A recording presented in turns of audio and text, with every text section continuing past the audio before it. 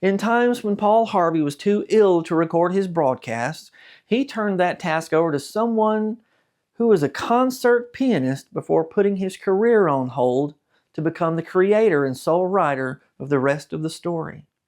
Here's Paul Harvey Jr. Now, the rest of the story. Should your travels take you to Charleston, West Virginia, the capital of that state, be sure to visit the Capitol building itself. They've been doing some renovating, but they may be done with it by now.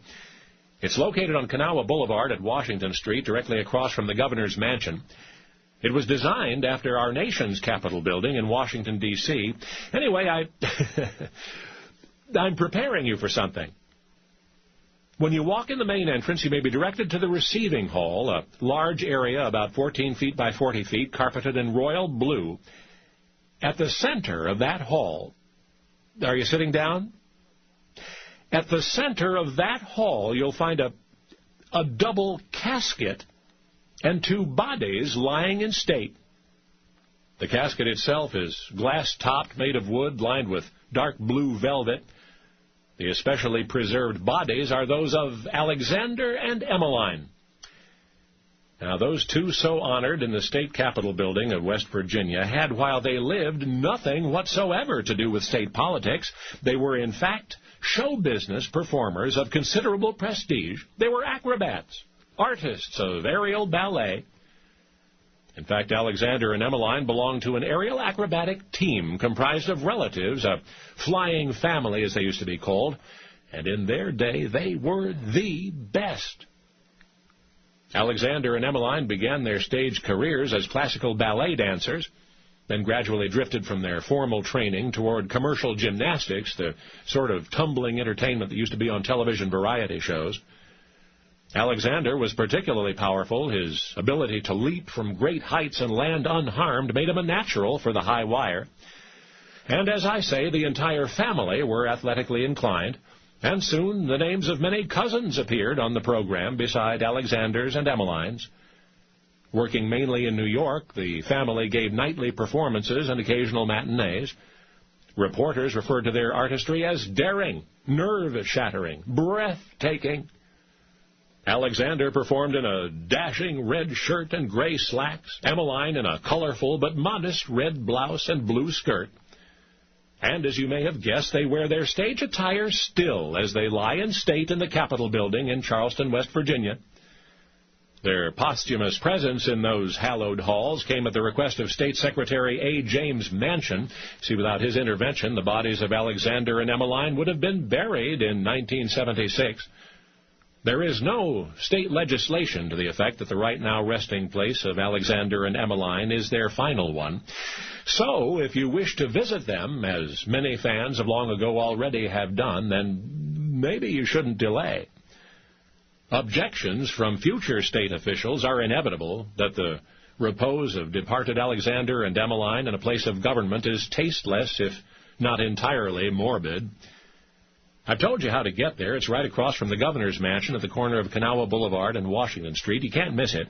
It's the only building for miles around that displays the corpses of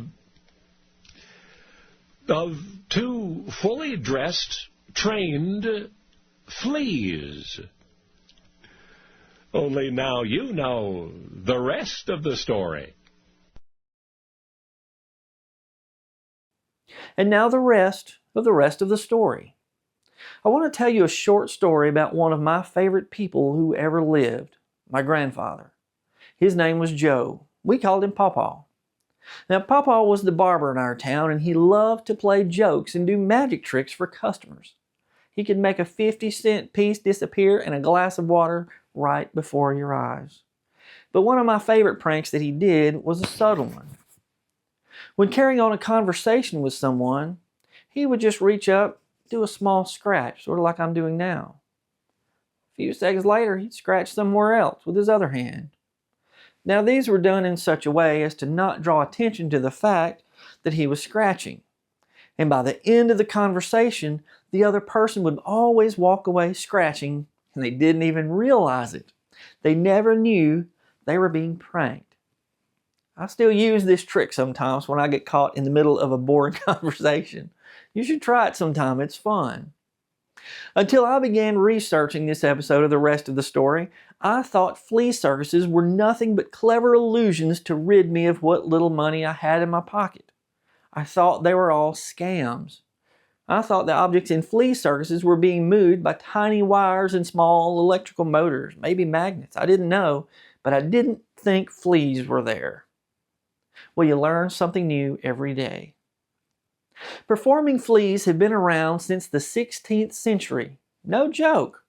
According to David Attenborough, they were used by watchmakers to demonstrate how they, watchmakers, could work on a miniature scale.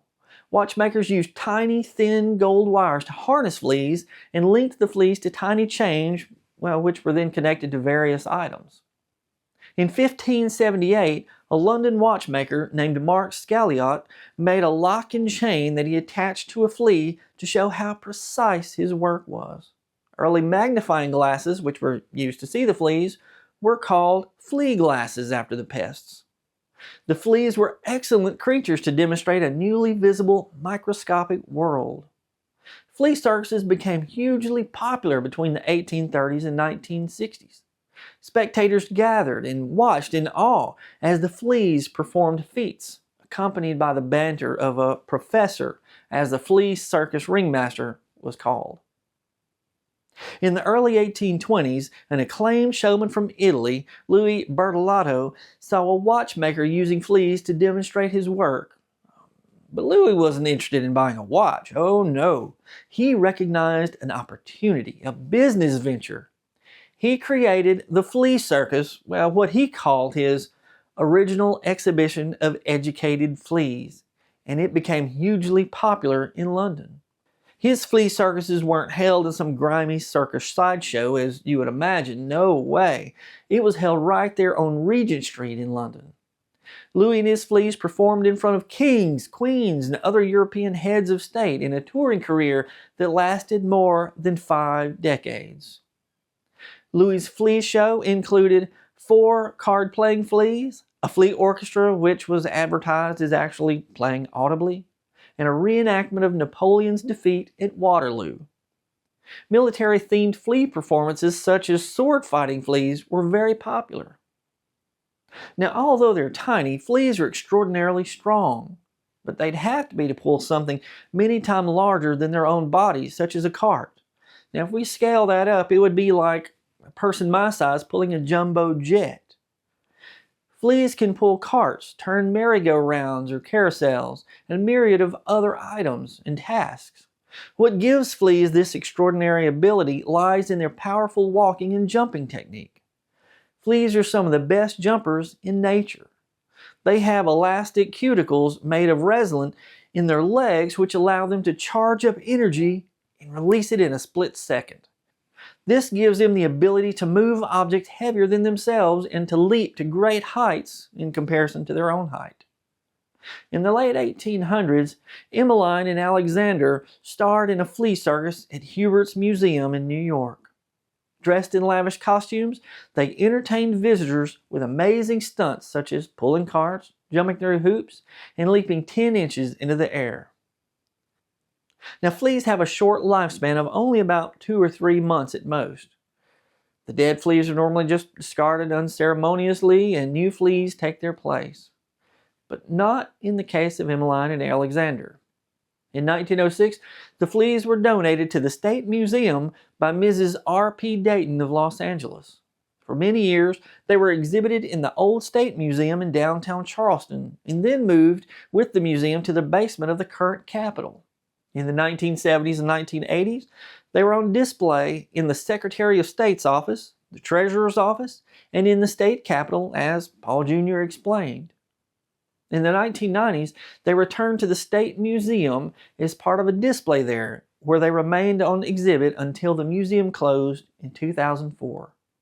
The fleas had been on display for almost 100 years. But they're back. Emmeline and Alexander are the stars of the West Virginia State Museum.